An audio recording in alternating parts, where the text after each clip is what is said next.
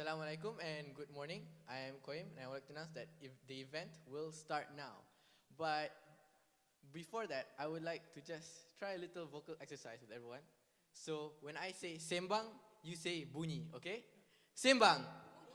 Sembang. Sembang. Alright, give a round of applause for yourselves. Alright, thank you everyone for being here today. I am Koim. So good morning, selamat pagi, Zhao Shanghao, Magandang Umaga, and Guten Morgen. So you might be wondering, why am I speaking Tagalog and German today? So actually we have special guests from the Philippines and from Germany as well. So first and foremost, I would like to announce that we would like to express our deepest honor and gratitude for them being here today, including Paul Agustin from Penny House of Music, Dr. Shazlin Amir Hamzah from UKM, and also Dr. Dayang Irawala from the University of Philippines, and Dr. David Walroff from Hamburg. And we also have Dr. Kamal Sabran here with us today from USM. We have Encik Tapa, Mustafa Ahmad Hize with us. Woo! Give a round of applause. And we have our beloved Dean of FCM, Dr. Lim Kwok Yung.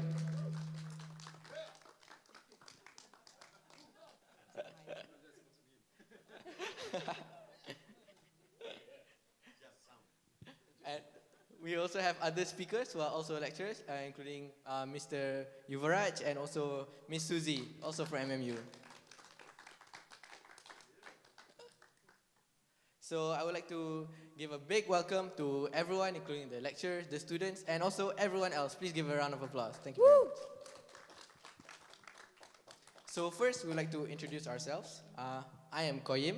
And I am Ali, and together we are very thrilled to be emceeing for today's event. It's a really big opportunity for us to stand on this stage today. So do you know what Sembang Bunyi is about, Koi? No, I mean, I know what Sembang Bunyi means. It means like, Bunyi means sound, and Sembang means like talking. Yeah.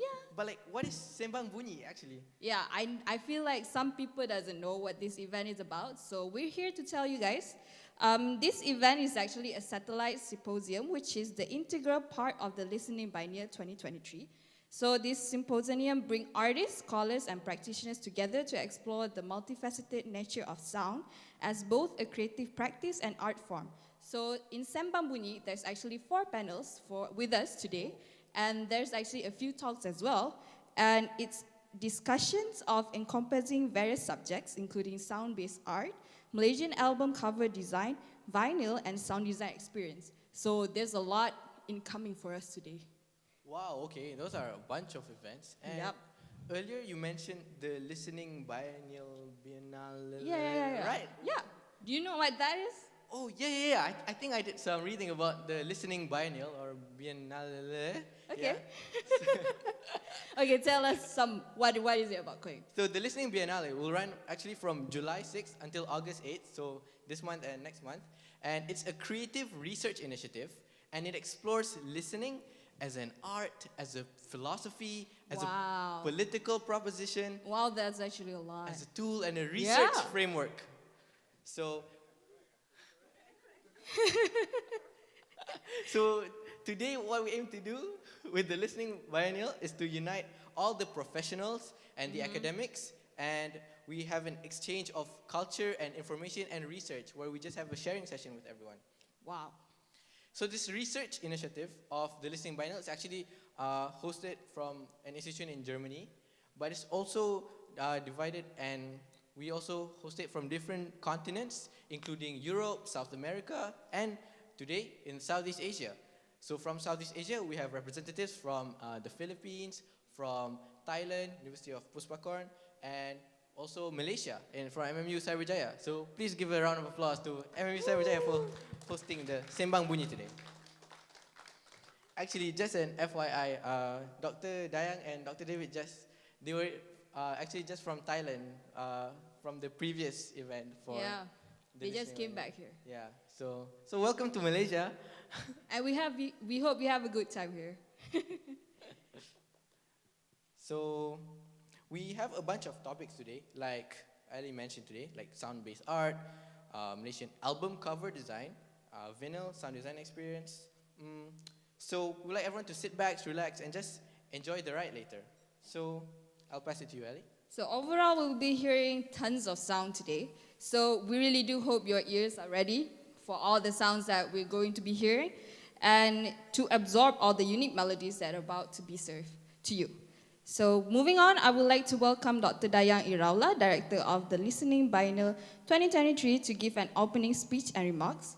So for you guys' information, Dr. Daya Iraula is also the Associate Professor at the University of Philippines, Department of Musicology, College of Music, as well as the Curator for the Fine Arts Gallery. Let's give her a big applause and a warm welcome onto the stage. Woo!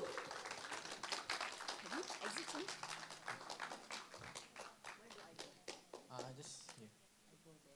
I think you can Yeah, you use can. that as well. So how do I move my slides? Oh, you have slides? I have slides, yeah. We can move it for you. Yeah. Is it possible? Can? Yeah. Yep. There's Raj. Good morning, everyone. Give us a minute to start. Mabuhay! Mabuhay. Okay, okay. Okay. Which one? This?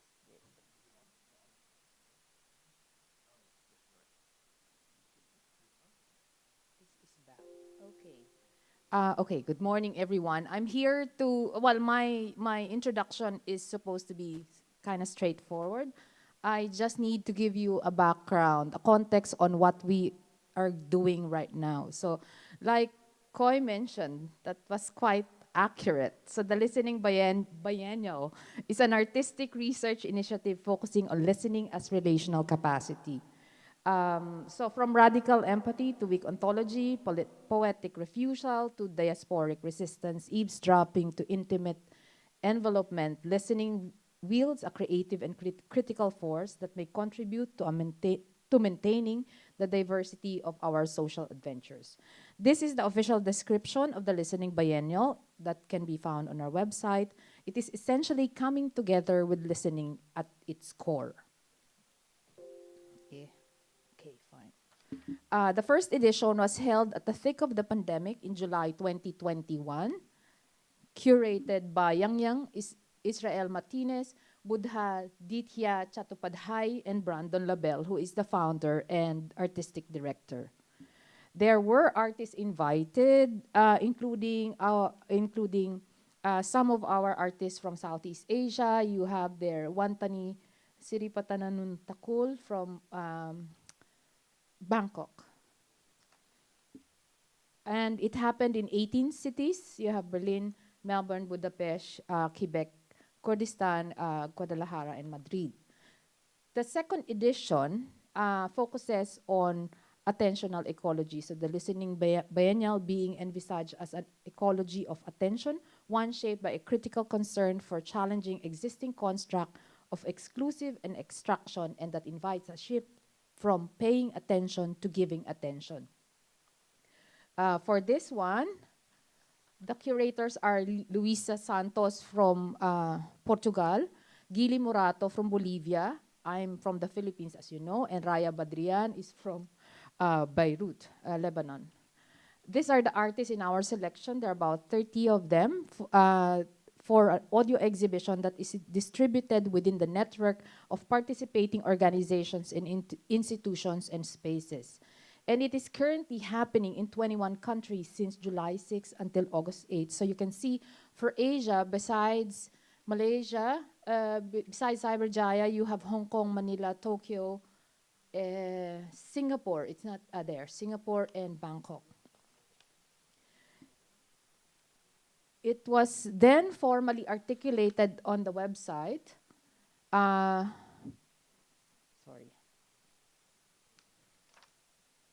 Skip a slide. All right. As a curatorial exercise, among the issues considered were how listening play a part in our work as curators, as artists, and as academics, the local perspective or investigation that inform our approach, and issues of voice and questions of how we speak. Brandon proposes that maybe in nurturing an ecology of attention, we can support the emergence of a new culture of listening as well as that of a storytelling. It was then articulated formally in our website that the biennial curatorial direction are the range of localized themes and concerns, such as the many diverse response to these questions listed. From that line of conversation, I went back to plan the Asia event for the second edition. The COVID pandemic, although a global phenomenon, was experienced differently in different cities in Asia. Of course, we are to think of the Listening Biennial Program conversing in the local issues that has happened. So two keywords came up in thinking about Southeast Asia. So there is community. I'm sure you will all agree that this is central among our conversations in the art and scholarship. Second is connection, which was put into a pause during the pandemic. So those two were central to thinking about listening. In this biennial, then, the conceptual framework I propose is that we explore listening as a discursive act of coming together in moving forward from the ashes of the pandemic and the ills that it brought upon humanity. So the proposed questions were, what is it that we hear that we would listen to, and what is it that we do not hear that we should listen to? Yeah. And speaking of coming together, these are the physical spaces where we got together in Manila. So that's my university gallery at the UP Parola. And then we are partnered with the College of Mass Communication, the University Hotel where we did the never-ending gig on the World Listening Day in July 18, and the Alitaptap Artist Village where we did a sound camp on July 14 to 16. Okay. After which, we went to, as mentioned by Koy, we went to Bangkok to do the activities in with the Silapacorn University. There are two campuses where we had activities, one in Nakorn Patom, which is an old city, and, correct. Nakorn Patom in the oldest city in Thailand, and then in Samchandra Palace, which is their campus at the middle of Bangkok City. So we had a symposium very similar to this. It's a whole day affair. Prior to that, we had a day with the students. So there were portfolio presentations and, of course, listening exercises. Besides the symposium, we have Listening Tambayan. You were part of Listening Tambayan. These are listening sessions that were held to gather people and to hang out and to listen. So these are the themes that were discussed in the 6 episodes of Listening Tambayan. They are being aired periodically. I think almost all have been aired already, except for one that is coming on the 31st.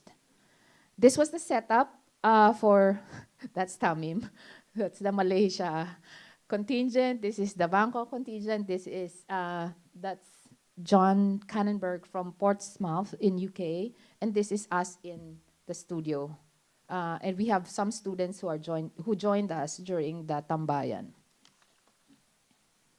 There's also a different kind of Tambayan, which is more focused on performance. This is the never-ending gig that happened on July 18 in time for the World Listening Day. So we have over 40 performers who did play from 12 noon to 1 a.m. actually. So we did this at the University Hotel in the University of the Philippines. I don't know if I can I play the video? No, I can't, maybe. How can? I just wanted to show you an example of a performance that happened during the World Listening Day.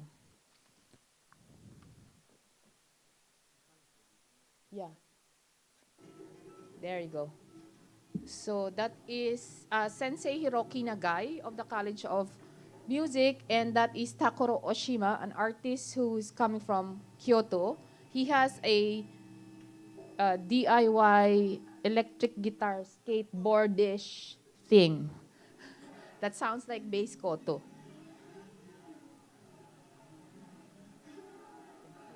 You can forward a bit.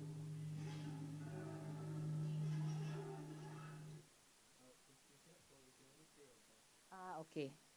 So that's fine. So towards the end of that, they will exchange instruments. No, they will shift from instruments. So the next one. Okay.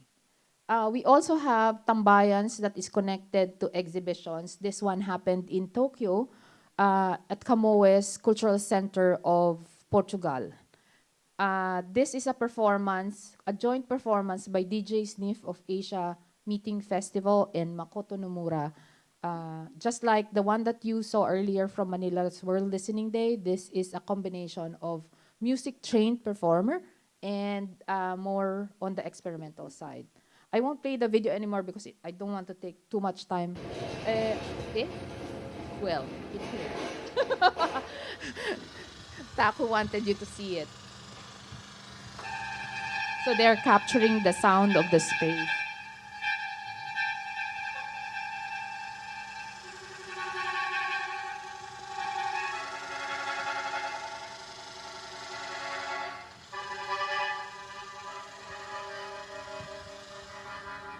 That's Makoto Nomura playing his harmonica. Melodica, I'm sorry, not harmonica.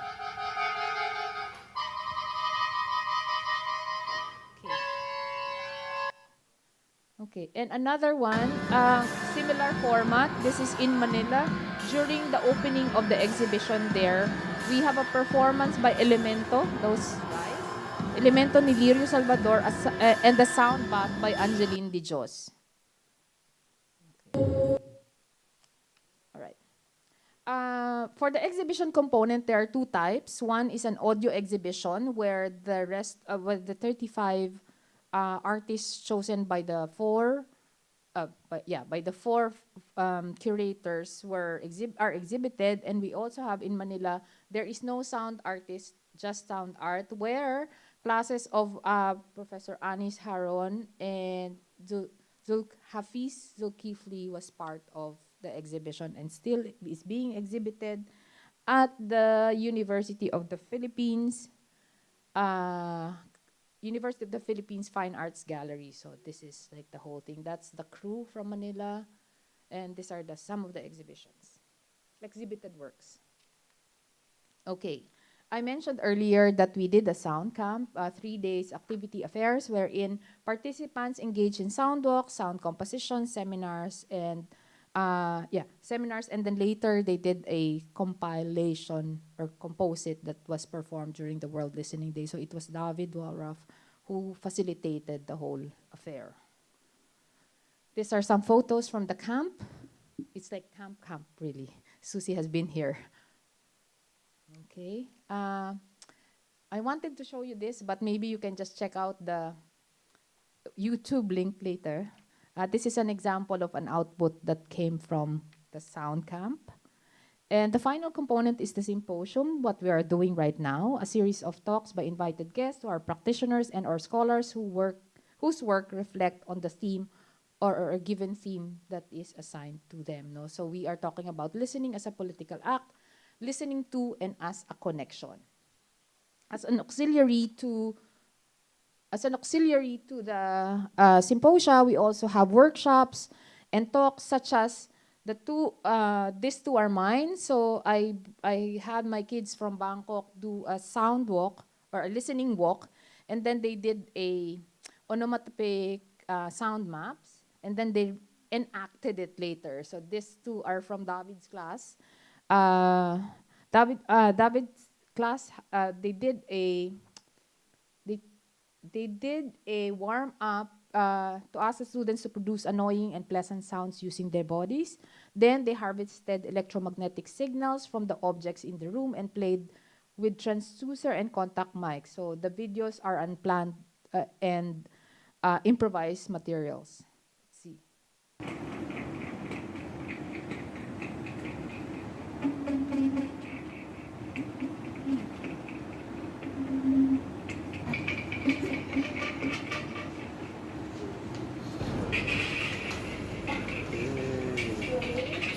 Okay, so in closing, I would like to share with you a video sent by Brandon. He is the artistic director and founder of Listening Biennale.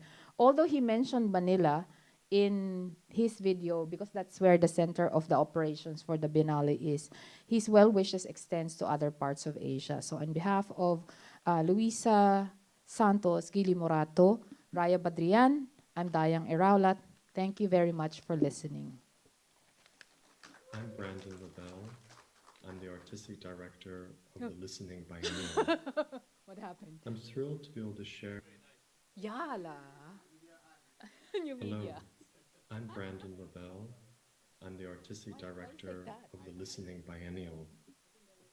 I'm thrilled to be able to share this greetings and word of welcome with you, and to send my deepest thanks to all my colleagues in Manila, as well as to the various institutions, venues, and collaborators across the world that are supporting the biennial. It truly is a joy to work together and to share in this collective experience of listening together, as well as engaging with various urgent topics of concern, and especially how all this can contribute to building community. This is really at the heart of the biennial as a project, to foster creative forms of recognition, mutuality, freedom, and social imagination.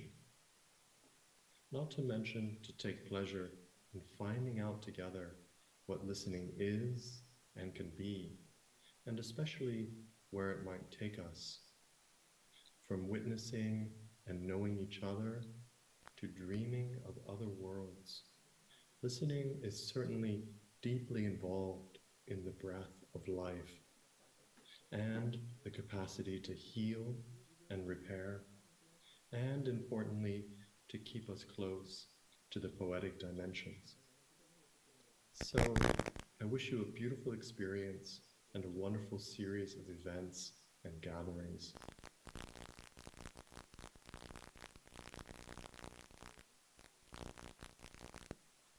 Hello, I'm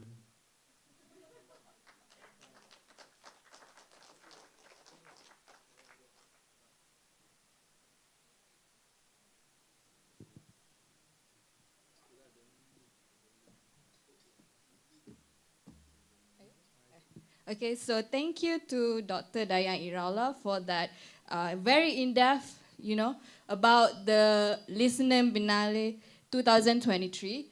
I am very actually in awe of what she showed, because it's actually a lot of collective of artists coming together to make this thing happen.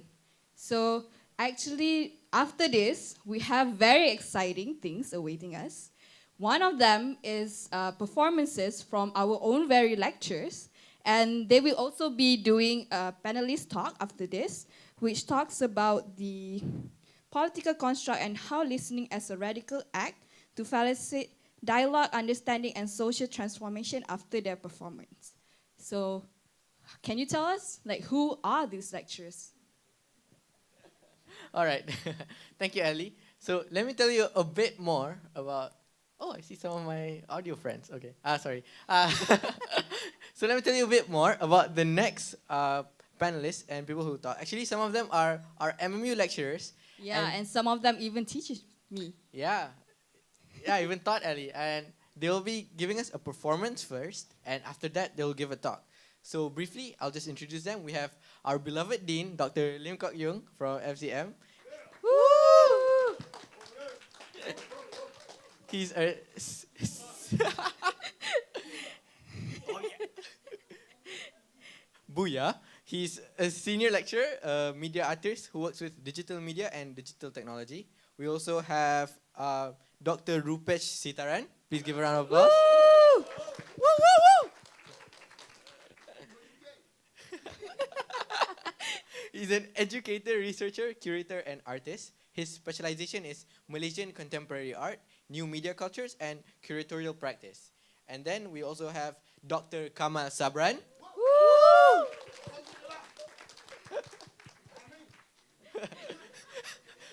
I mean. Dr. Kamal is from USM. He's an artist, academic researcher. His PhD is in art and design, new media. He combines art, science, and technology, and he does experimental music, performance arts, and electronic installations. And last but not least, we have Miss Susie. Woo! Miss Susie is trained in architecture. She's an artist, curator, and educator. She currently lectures at MMU, and she has curated a number of international and local exhibitions and have been involved in projects across countries such as Philippines and Tokyo. So, without further ado, please give a round of applause, and I would like to welcome the panelists to the stage. Woo!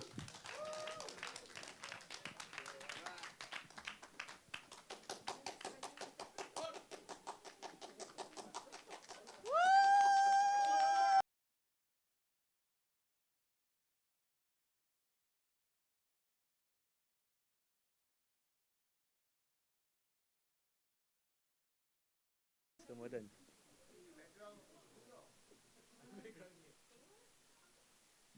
Apa banner ni tadi?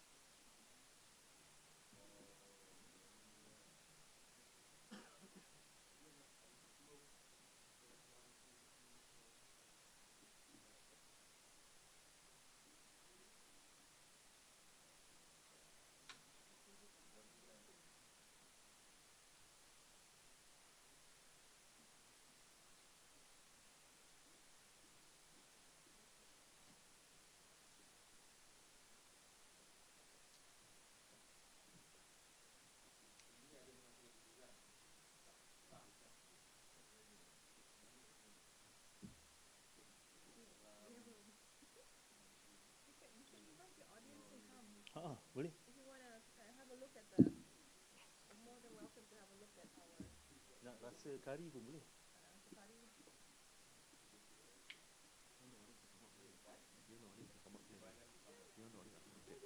Hello, hello.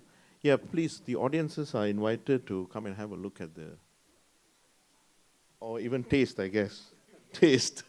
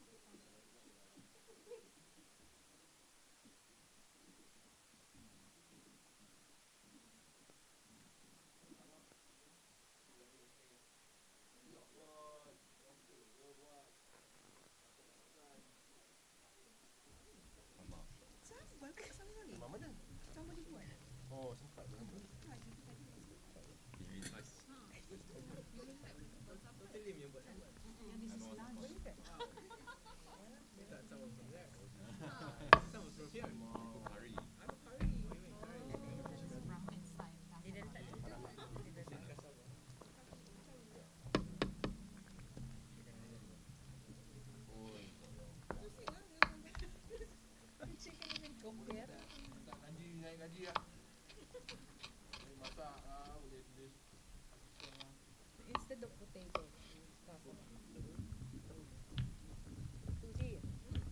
chicken isn't cooked yet.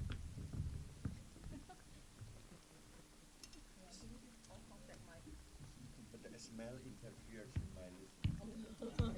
That's the point. That's the point. Contact mic.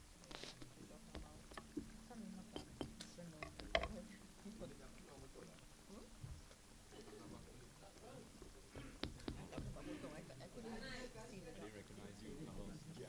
I know what's our dinner. I'll wait for that chicken. Yes, cooking. Tambal. This all for me?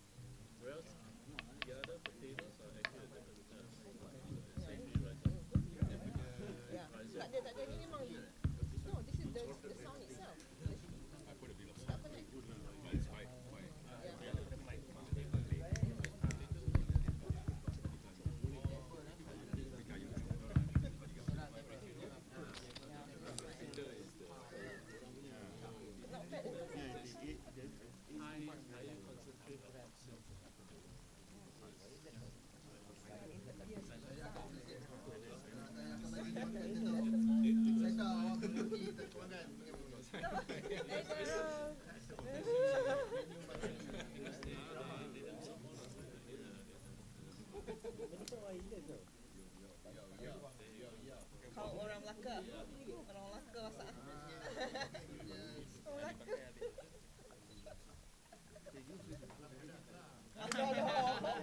In the club, bro. Some podcast start next time ah.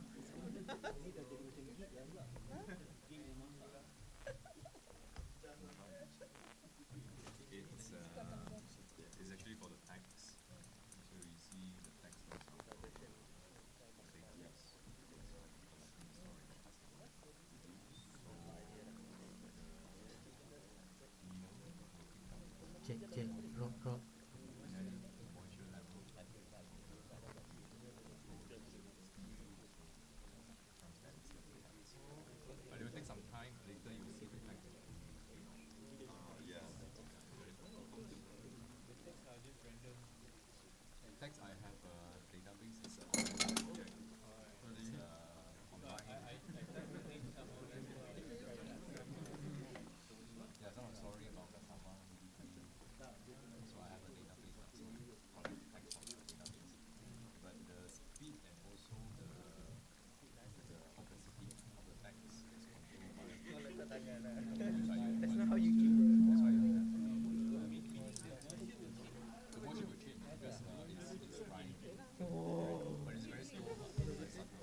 I selalu masak Let ni it risau. run like for 2 hours. Tak ada garam yang ni.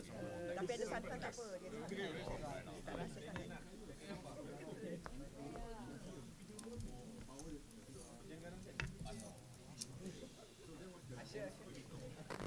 This is picking up the moisture level inside the, so the moisture level will fluctuate, but it's slowly reducing. So when the Discharge. 3 hours, you can see Ayam ni tengah simmer sikit. but this stacks are all melted.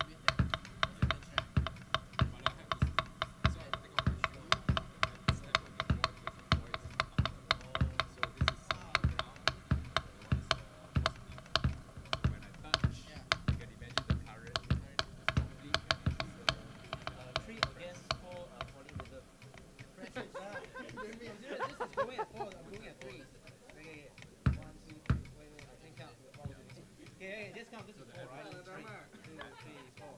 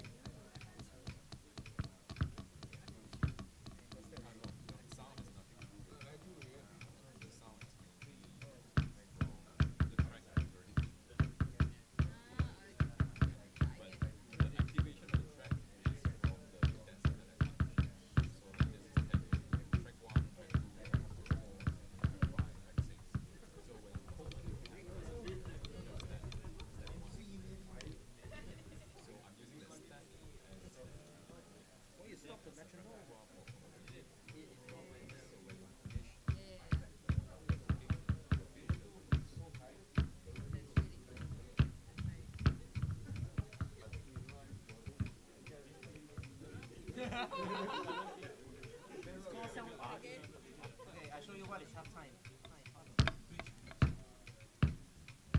Okay, this is on time. Not on time. No, no, no, no, no, no, no. 1, 2, 3, 4, 1, 2, 3, 4, 1, 2, 3, 4. Now this is half time. 1, 2, 3, 4, 1. This tempo is at 160. 160. So if we're playing it, halftime would be 80. So when I'm just placing it at the third note, it's basically playing 80 at the normal speed. Because it's halftime, that's why it sounds like it's no, it's sound art. Okay, so right now, I'll show another example. Right now it's 160, right? So if I play at halftime, 1, 2, 3, 4. It sounds exactly the same if I play it in normal time instead. So I will reduce it to no, I'm hitting it on the 3, so it's actually halftime because I'm accenting the downbeat on the 3, which if it's halftime, the downbeat is on 2 and 4 for 80. So when I put it on 80, 1, 2, 3, 4, 1, 2, 3, 4. I don't think it's 80, it's too slow.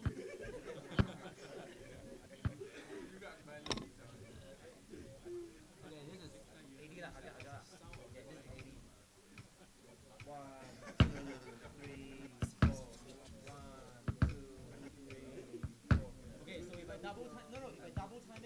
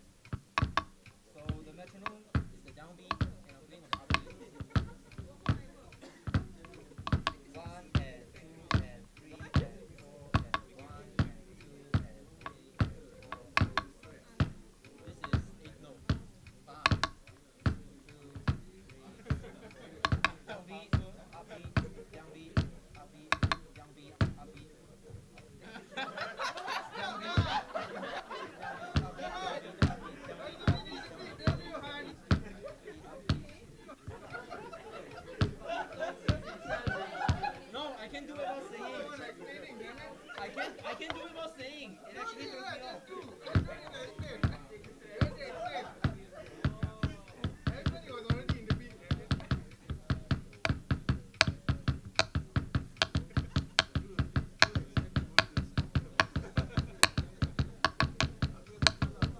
So what I was doing just now.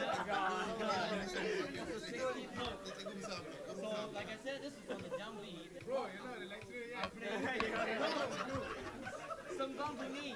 So it's relevant to the topic at hand. I'm talking about sound. Okay, so anyways, this is the downbeat. I'm hitting 3 notes. Not now. So 16 note will be an E and a. So 1 E and a, 2 E and a, 3 E and a, 4 E and a, 1 E and a, 2 E and a, 3 E and a, 4 E and a, 1. Okay, thank you. Now I have to be the Guru Basar. Thank you. Okay, with the whip, I have to come out now, please. Go, students. Well,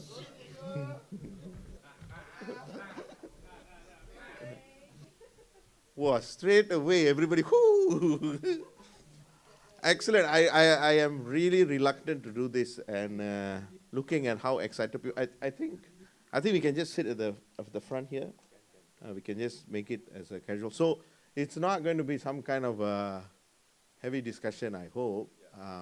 It's just to contextualize a bit the sort of what took place, and also just to briefly discuss the sort of practices by the artists who have gathered here, just to give us some context, and also some sort of grounding in terms of how do we go about thinking about what we just saw, and importantly also, I would love to give this opportunity for people to ask questions. The point is we want to listen, so we also want to have some kind of an input, and I think there's a lot of listening took place on the stage, which was brilliant. I'm excited to see that. I'm excited when somebody took over the cooking.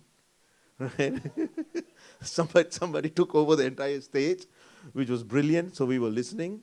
But also in this context, I hope the same sort of spirit will continue on as we embark on our discussion. So maybe are we allowed to use this mics? You know?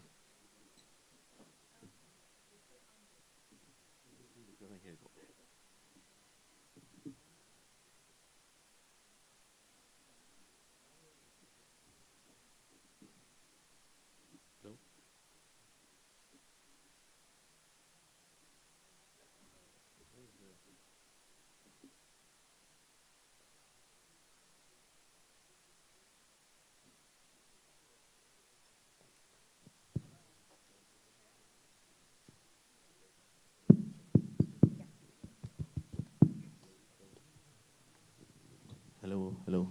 Testing. Okay, thank you, Dr. Lim, Susie, and Kamal. Or I should say, thank you, Kok Yong, Susie, and Kamal. So there's no doctors here. I think doctors alienate people. So everybody is equal here. My name is Rupesh. I've known these people as my friends, first and foremost. We have worked on many projects together. We think together, and nowadays we even eat together. So we will treat this as a casual conversation. We had a lot of conversation before, and we thought some part of the conversation interesting. Okay, thank you. So interesting enough that we could share with the rest of the audience. So probably maybe I will start by requesting all of you to briefly speak about your individual practice. I think people are curious about what you're doing as in individuals, like 3 people out there doing something. So what would be helpful for us, I think, to think about this is maybe briefly describe the sort of practice that you do, what sort of background that you come from, and what were you trying to, or what part were you playing in the sort of collaboration that we just experienced together? Koyo? Okay. No doctor. All right, I'm Kok Yung, and by practice, I'm a media artist. today I'm a pseudo sound artist. Sound is not typically my things. And also by practice, I don't confine my practice to a particular medium, but generally, I make media installations work, interactive installations, and my works are mostly concerned with the idea of existence, and using my work as a quest of my personal existence. And lately, also, I've been thinking a lot. I mean, it has been an underflowing message consistently in my work, which is about the idea of consciousness. How do we become conscious of our being existence? And also, with the proliferations of internet, cyberspace, and all that, it actually complicated the whole idea of consciousness, being, and even existence. So, which I think it's a very interesting time, and always look at it as a new metaphysical lab for us to test and challenge and even speculate, right? Yeah. This has been my ongoing project since 2012.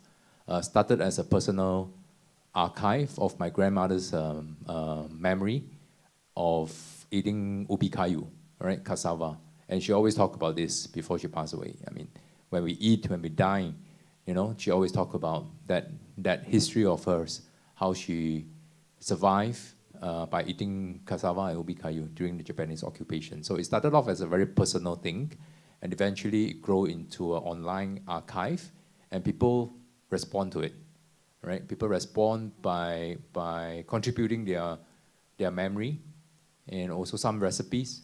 They're interesting stuff. Yeah, some has no relation to cassava at all, but it triggered them to relate to a certain personal experience of survival, right? So the website is still alive. It's ops cassava, OPS cassava.com.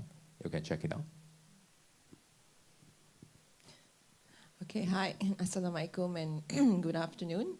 Hi, my name is Susie, and by practice, I'm trained in architecture, but I'm now more, I involve in installation art. My practice is primarily, the form is made, sorry, the curry is still in my head.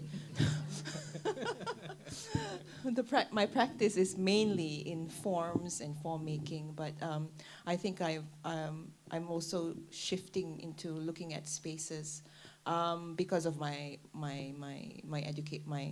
background in architecture. So I think what drives my work is this exploration of space as a social political construct, because so I've realized that space is not neutral. Space always is created through politics. And more recently, I've embarked specifically in looking at spaces and gendered spaces. So female spaces, male spaces, and this is where the idea of the kitchen coming forth as a metaphor for this collective sort of social standpoint.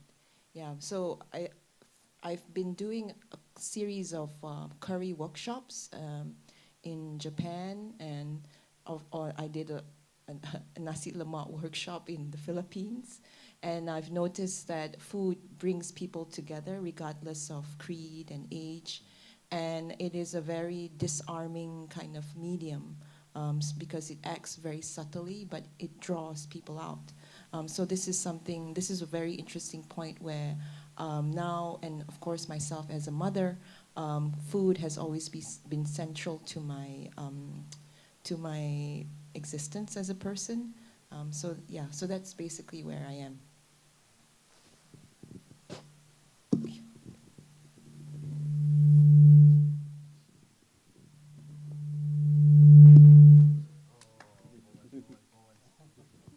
Assalamualaikum. Good afternoon.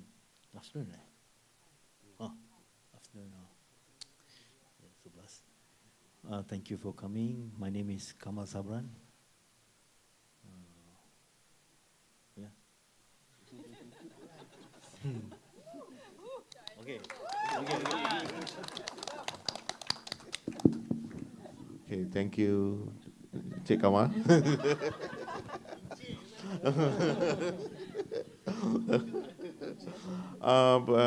I think for Kamal goes without saying, he's been well known in the region, I believe. Yes, no introduction necessary. Um, I want to start talking about maybe slightly being a bit provocative. I think all your works deal with the engagement of the other, as in whether in the form of an audience or a collaborator or even a partner at times, even chance encounters with unknown people. So I am wondering what sort of strategies do you all apply in terms of your practice? I can see this is a particular sort of strategy that you have applied today. And in principle also, in the spirit of the biennial, listening biennial, in thinking about the politics of listening, right? The idea is not so much of speaking, but allow others to speak so that you can listen. And in that spirit, in that same order, so I am, in a way, was wondering, like, yeah, how do you go about in thinking about your strategies in engaging the other through your practice? Maybe I would start with Susie, perhaps. I think it's interesting to think about it in the context of space, and also in the context of when you said cooking draws people, like this sort of universal language. Perhaps you can enlighten us, maybe giving an example of what we have done today, or from some other previous practice you can draw from. How did that work in your practice? Okay. I think sound is very intuitive. I think also coming from my background, I've done a few like readings about architecture, and there are some works like The Eyes of the Skin by Johanni Palasma, Thinking Architecture, Peter Zumthor. They talked about this idea of sound as an evocative medium. So it is the opposite of, so if I'm talking about modern architecture, modern looks at sight, at visuals, so it's very ocular-centric. And sight has a sense of kind of pushing things away. It's things that are appreciated in distance. So like that's why you see like modern art, you have to stand in a distance. It's very eye-centric, very eye-level. And so I found that very disconnecting. So exploring these kind of texts, they talked about the other five senses, especially the eyes of the skin. The writer, Palasma talks about the audio sensory and how it is the opposite, which means it is inviting, it is intimate, because when you whisper to someone, you have to be close to the ear, and so you kind of, you forego the sight, and that in a way mixes or combines like sound and memories. So looking at that, there was a work that I did, which is being shown in the Philippines, using PVC pipes because of and I found that sound travels very very well in pipes. And somehow it was quite magical, because for the first time I could hear a space and not see a space. Because of my training, I'm used to measuring spaces, with measurements, with measuring tools. So for the first time I could hear the depth of a space and how the space is, is it rectangular, is it spherical? That's through audio, and that kind of opened up my interest in exploring different forms of space just by sound. Yeah, so pulling that up, that was a few years ago, and now I've grown interested in looking at how, like in an average home, right, the sound, the most interesting or the active parts of the home is actually in the kitchen, if the kitchen is used. Yeah, because that, for me, the kitchen is the space where the magic happens, where it's a lab. if you were to kind of look at all the spaces in your house, and I think it is in the kitchen where it's more experimental, more things come together, and that in way, for me, is kind of like a lab. So I wanted to bring that part forward, you know. So it's something that is usually looked off or not really regarded in terms of spaces. This is what I want to put forward, yeah. So hence this experiment in the kitchen. Yeah. Kamal, anything to add? I think you've done quite some interesting project in terms of healing.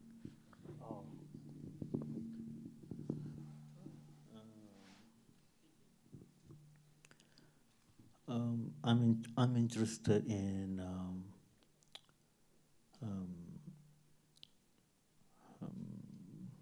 yeah, vibration, how the sound communicate with people, and sound as a message kan.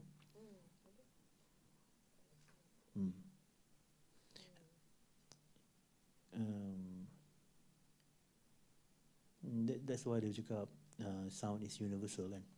And actually sound is far more important than other sensory. If you refer back to in the early beginning of human being born in the womb, the first sensory, the first derial is telinga. Means it's so important. Then apa yang today what we are doing is something like sending the messages, so that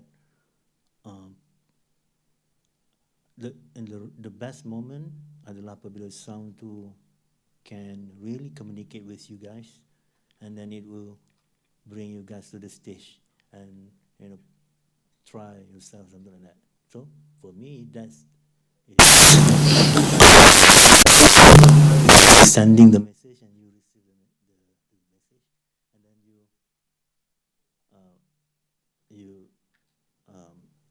you act through it tanpa dipaksa, disuruh dan sebagainya kan. So like macam apa tu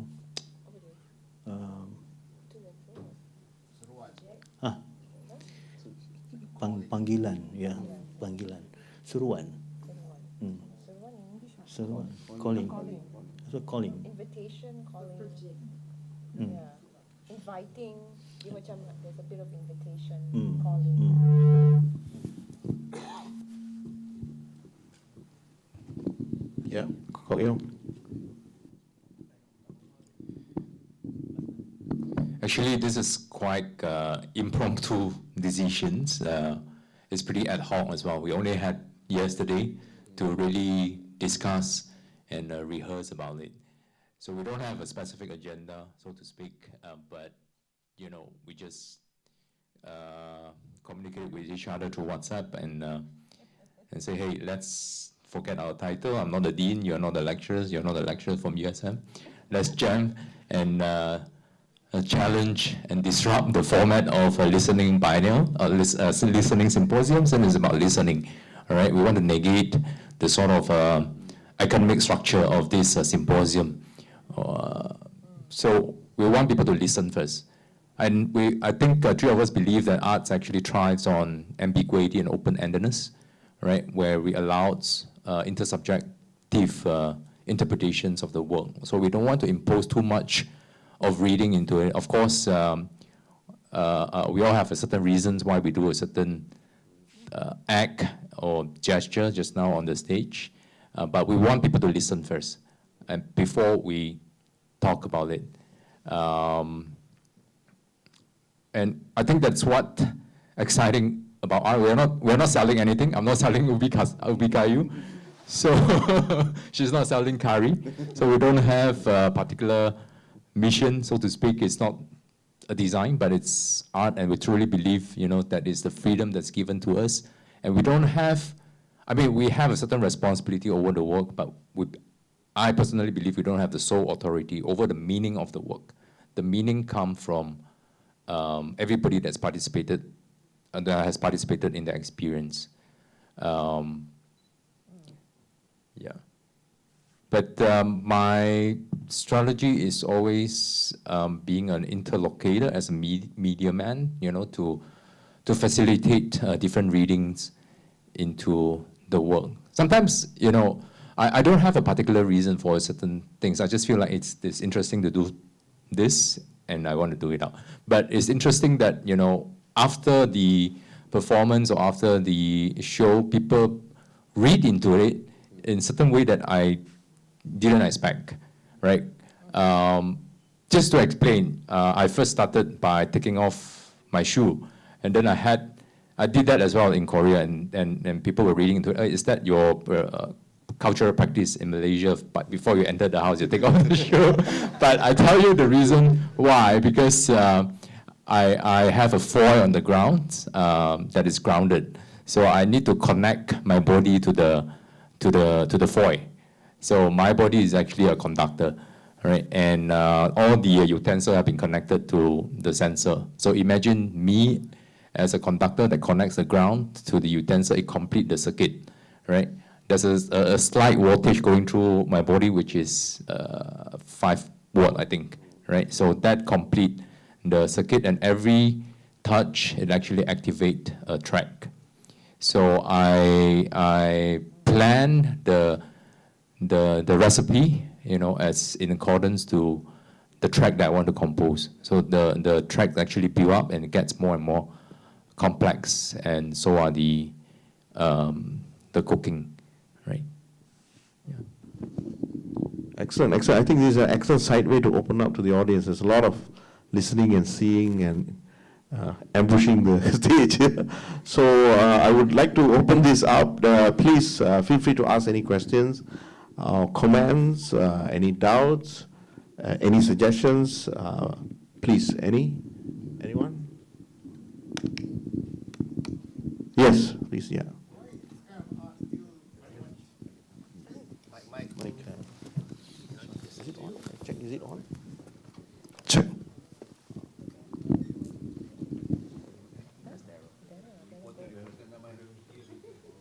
I'm Daryl from one of the newspapers in Malaysia. Just one of those, anyway. Not very.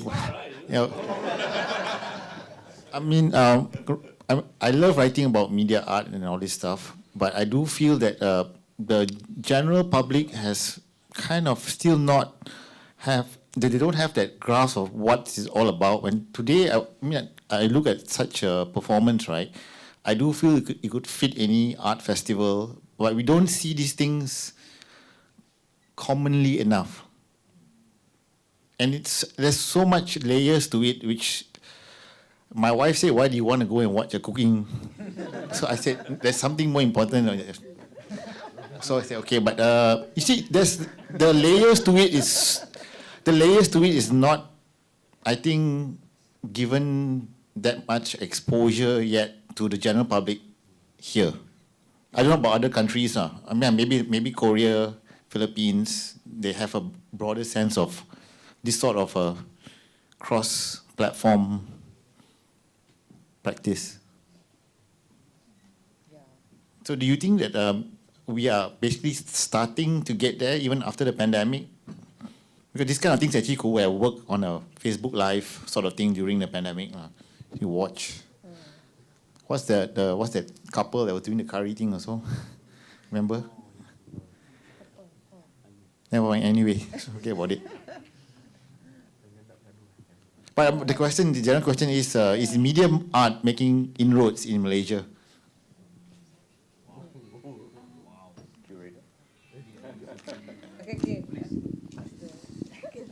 Yeah, sure.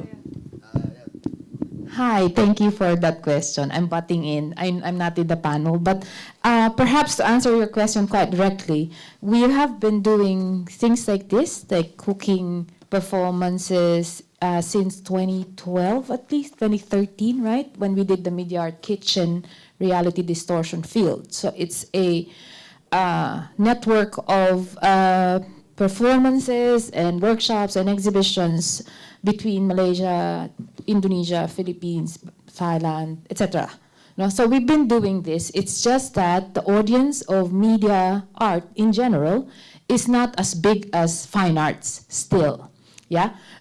So what is the task? Our task, like Kok Kyung said, we don't have a real agenda to put on what we mean by what we're doing. But what we do by doing festivals like this is to keep on offering what we can get and keep on disrupting the comfortable life in a gallery setting, right?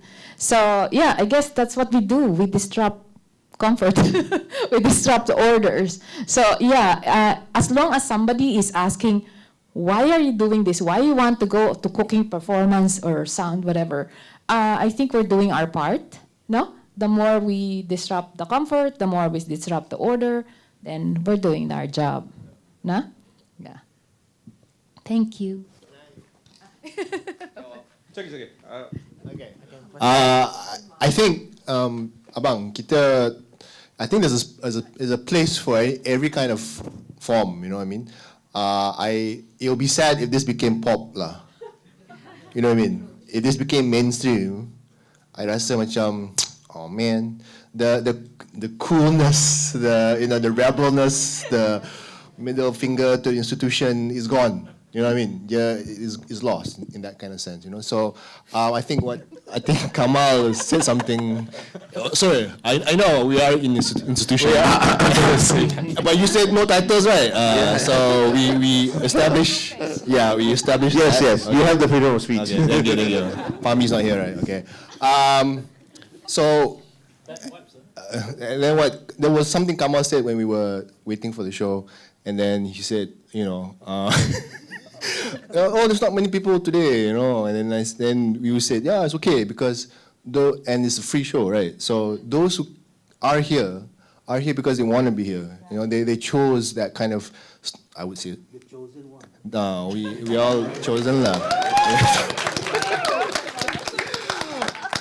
So I think it's totally fine. You know, like of course from a financial funding standpoint is something else lah, right? Yeah. But from a purity of I guess, purity of the form, purity of the content, the spirit, I think is fine. You know, I think for me lah, I'm personally talking for myself. But it needs to exist in their spaces, in those cracks. It needs to exist in. I mean, MMU is not a crack. Okay, I mean, Cyberjaya is quite a crack. I will say that. But no, I can say this. I'm alumni. I can say this. But I'm saying these cracks are where the feeling that Dayang was talking about, you know, has meaning, still has importance, it still has potency there as well, you know. So I think it's okay. That's my very biased opinion.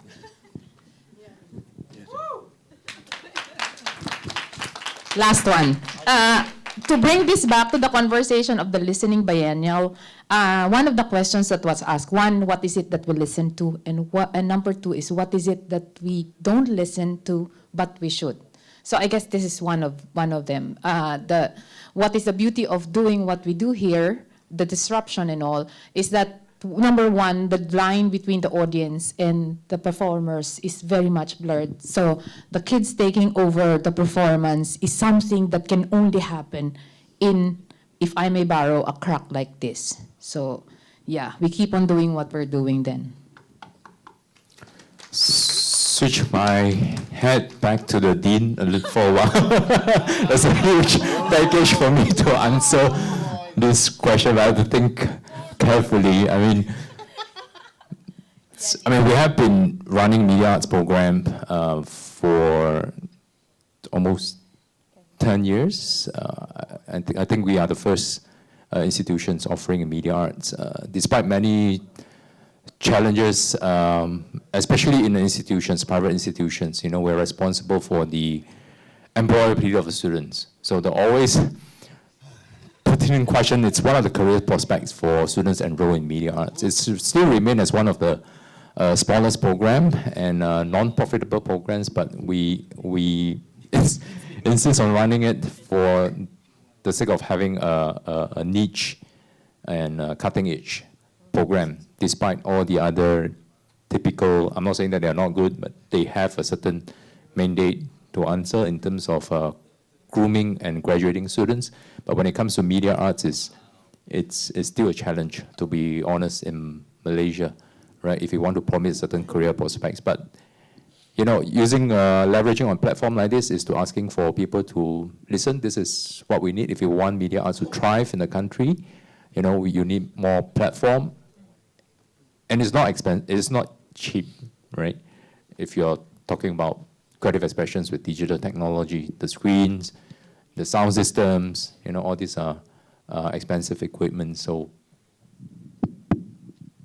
but I believe compared to 10 years ago when we started, the climate is a bit better now, right? There are more and more people doing great stuff in the country. Yeah.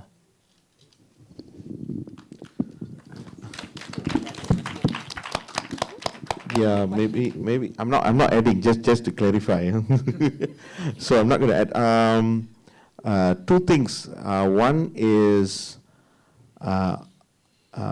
listening also is an act of recognition, and recognition in a way is also selective.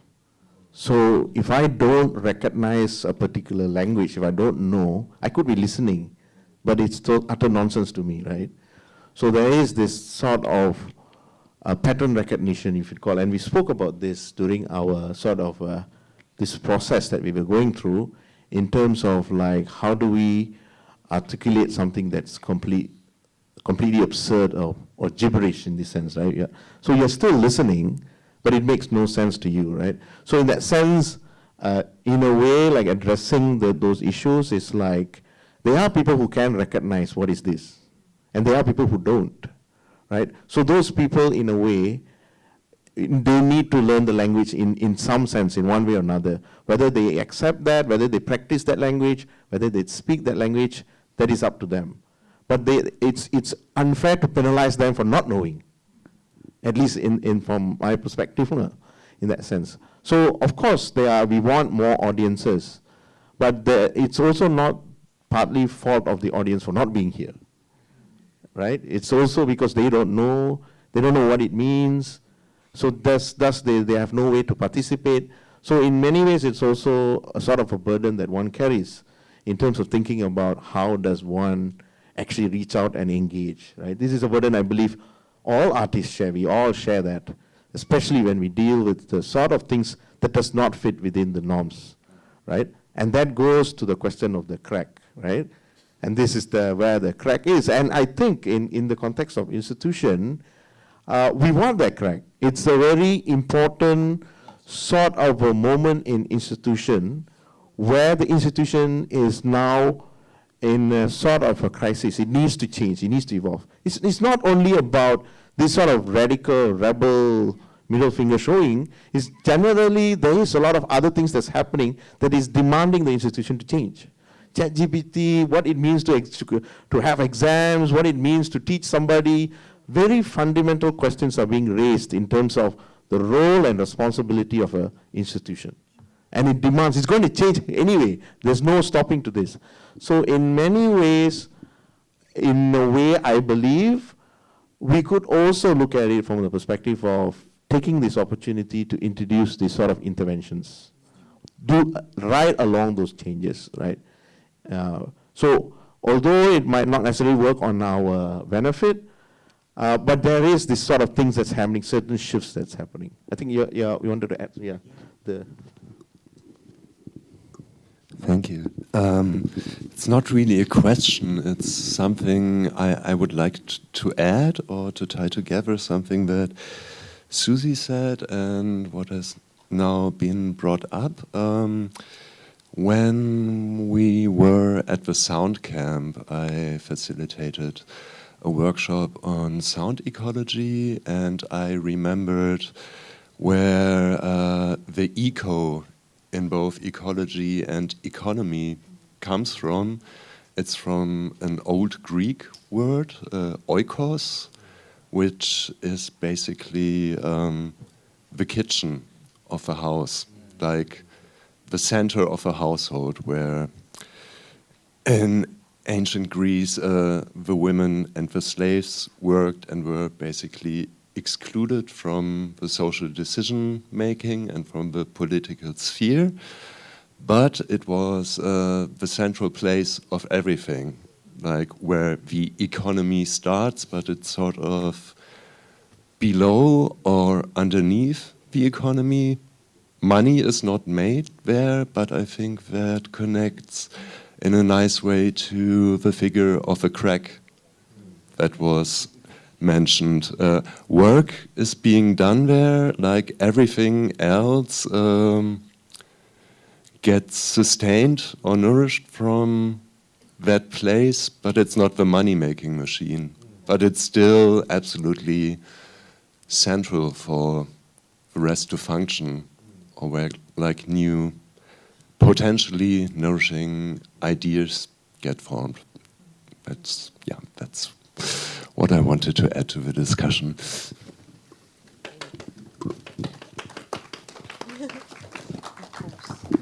Thank you, Daryl, for such provocative question. Yes, the mic. Yeah,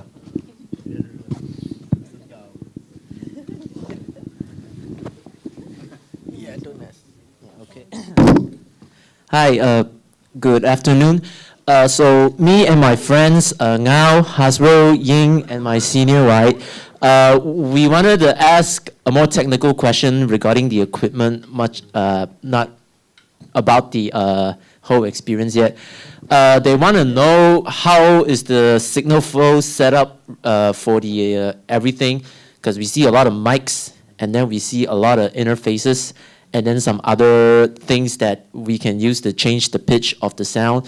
And also we saw this little circle thingy attached to all the other equipments to produce the sounds that was produced earlier. So, because we were discussing it earlier, and we wanted to understand how it works.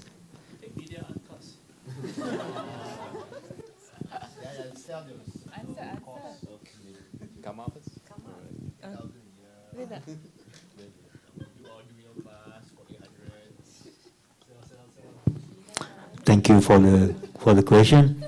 Actually, it's a very simple setup. So that is the contact mic that pick Suzy, chop, potong semua tu kan. And then the fried microphone. They pick up the curry sound, everything like that. And then also Kok Yung punya, dia sound dia straight to the mixer, and one might pick up the utensil sound, and all those sound, the source, straight go to my mixer in the middle. So where I mix, they are mixing, I'm doing the mixing also at the same time. Sebenarnya saya tak buat apa-apa pun atas tu. Paling selamat sekali kan. Yang kerja berat dia orang lah.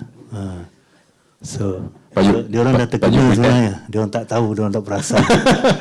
That's the politics of performance lah. Itulah jawapan dia. Dia mesti kena ada those equipment and kena ada politik.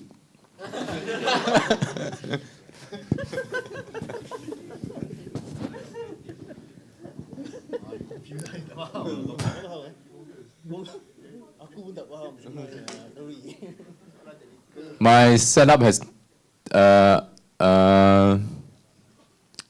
nothing to do with sound. In as you know, as what Kama is doing. He's actually the master doing all the controlling, right? The mixer. But the sensors are connected to a device. All the cables, they are connected to a device called Mickey, right? So it's actually interface to convert bioelectric signals into keyboard press, right? So, but to complete the bioelectric flow, you need the conductor, the ground, and also the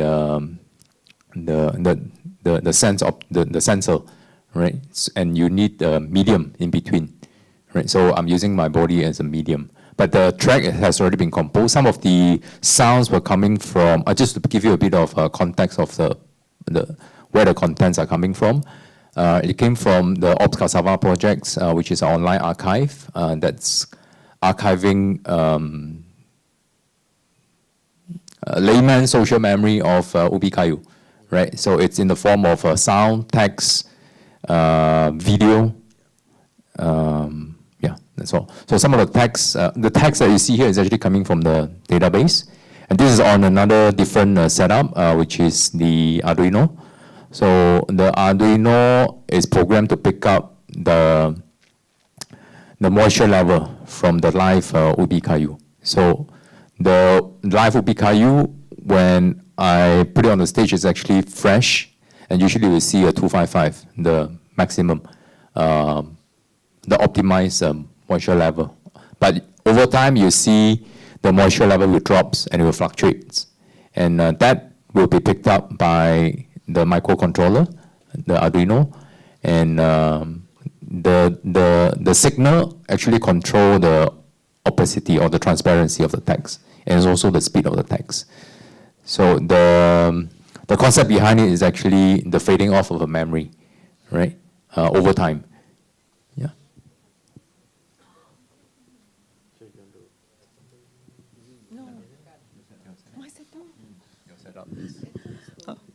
Okay, I'll just, my setup is, well, basically, Kamal was the one who invited me to perform. Yeah. Aku call kau. So anyway, yeah, so of course Kamal and I have been friends for years, so, you know, sometimes we tend to, I don't know lah. So this conversation came out quite organically, and I said, okay, the only kind of performance I can do is cooking, you know, and so that's when Kamal suggested to mic up my utensils, and so it's a mic, a contact mic on the cutting board, a contact mic on the what do you call those things, where you would sharpen the knife, and a mic onto the pot. Yeah, so those three spots are where the vibrations are picked up, and they go into Kamal's mixer. So Kamal is actually controlling how my audio sounds come out. Yeah, so I'm like the analog sound producer. Yeah. If I may add a little bit to that, after they talk and she come to see me, and then she told me about her performance, and then I say, hey, why don't we do it together, right? To complete the Ali, Mutu, and Akau composition. So you have the Ali, you have the Mutu, and the Akau. No, it's the whole idea of Ops Cassava that started in 2012 was first as a personal archival of my grandmother's story, but it was also the time when we have the drama of this whole narrative of pentatang, right? Just now James asked, is Ubi Kayu local? I was also wondering, you know, if it is actually local. We thought Ubi Kayu is very local, so I've contacted some researcher from UPM, and we trace all the historical. So actually the plan today was to give a lecture about roots to roads, right? From Akau to Jalan or Laluan. But from that research, I actually discovered that Ubi Kayu is actually not local. It's actually a pentatang. It came from Southern America, and it's brought in by different traders through different roads, right?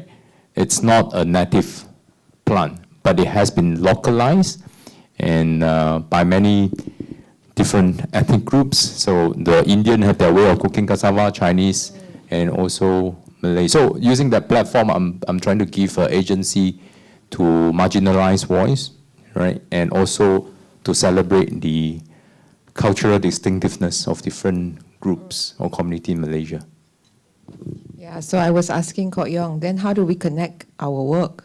Then he was like, okay, halfway I'm going to give you my cassava, then you just cook it in the curry. So that's what we did. Okay, any last burning questions? Oh yeah, that's Anis, I think. Is it Anis? Can you get, yeah. Sana pun ada, sorry. Was there hands up there, back there? Siapa? Oh, no, okay, all right. Oh, it's not Anis, sorry. sorry. It was too... My mistake, my bad. The Mutu can't see far enough. Hello.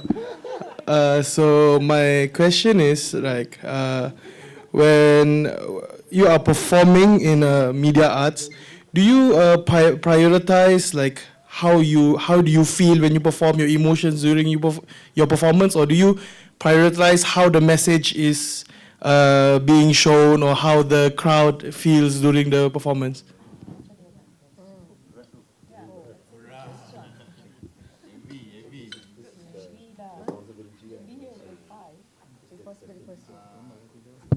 That's all. Excellent question. Thank you very much. Anis Junior. I think I already preempt you all with this sort of question, I think. Yeah, please, anyone.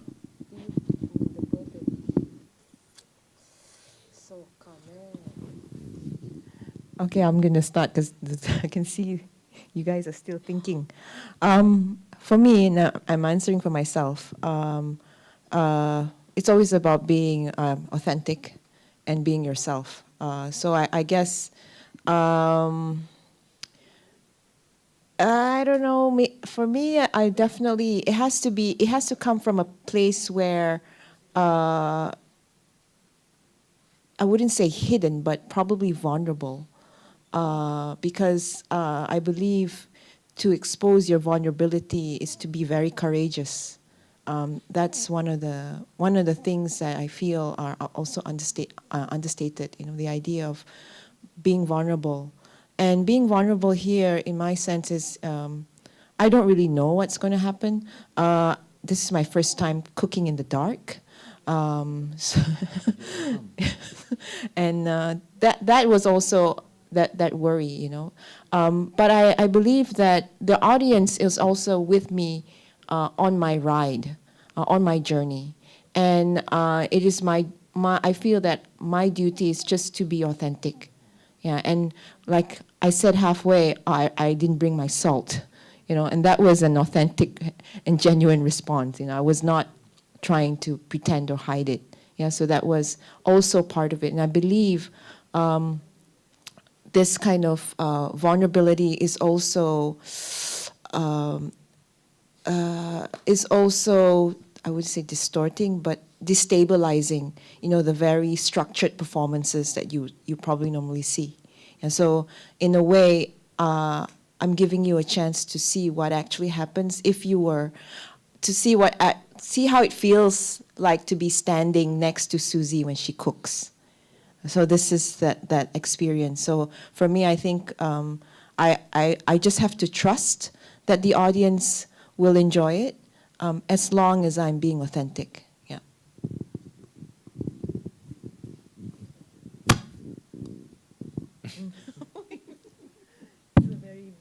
Yeah, big question.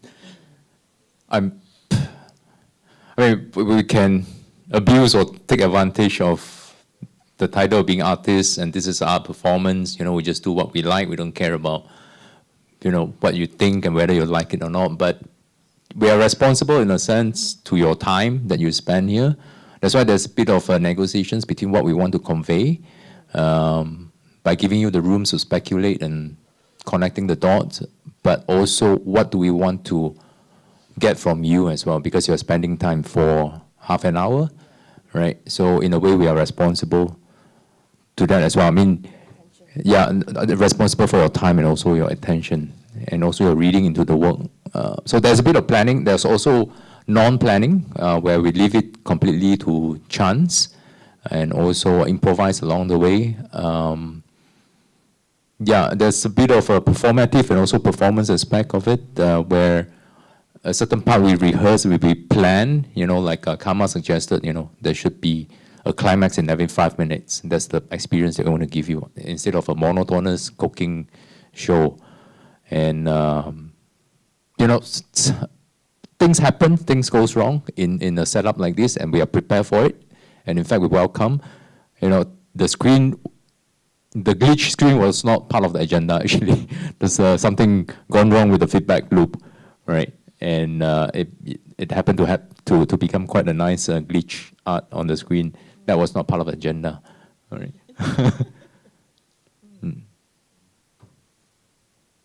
That's my take.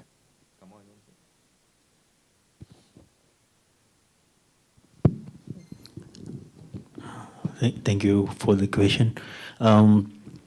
For me, every performance is a risk. So those risks too yang actually we have to face it lah. So as an artist, kita nak perform, it's a risk, and then the listener or the audience also taking the risk. So but hopefully dia adalah risk yang berbaloi ya. Kalau if we stay in the comfort zone, then we are not growing. To grow, you have to challenge, or you have to change. So the changing too is not changing.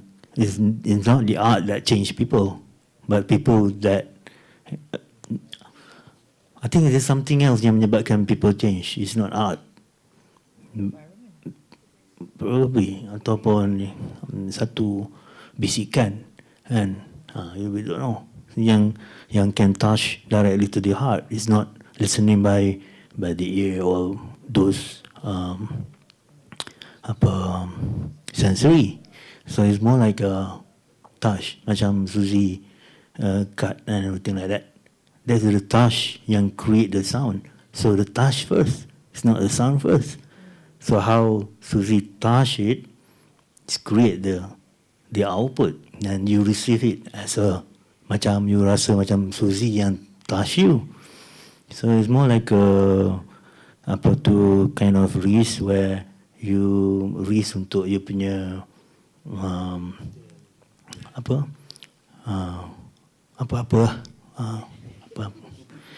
tu lah. Kalau nanti datang rumah lah.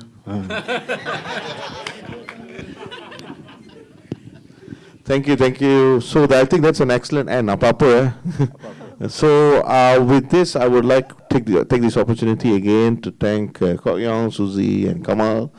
Again, a round of applause for the artists. Thank you. And with this, I take this opportunity to invite everyone for lunch. I believe it's in the space bar. Is it? Yeah. Yes. So please make yourself way to the space bar. I think there are ushers here to assist you, to direct you to the right directions. And I think we will come back here at 2 p.m., 2:30? 2 p.m. We will be here again for the next event. Yeah. And I think everybody is also invited for the show in E-Gallery.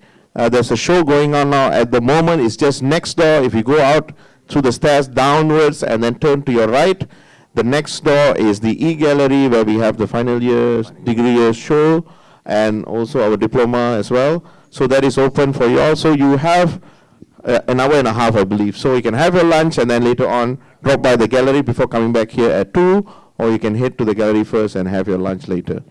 So with that, thank you so much. I hand it back to the MC. Also, I would like to remind that we have a book being sold outside, like in front of the desk.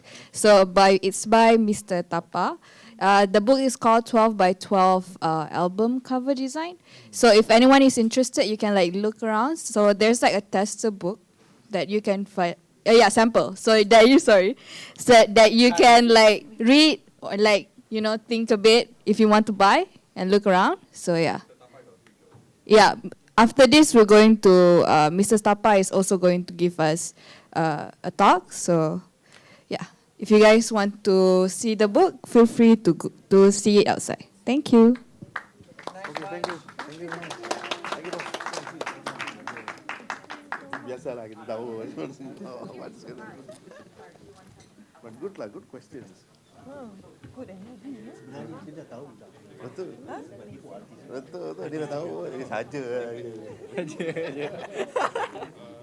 Saja je tadi.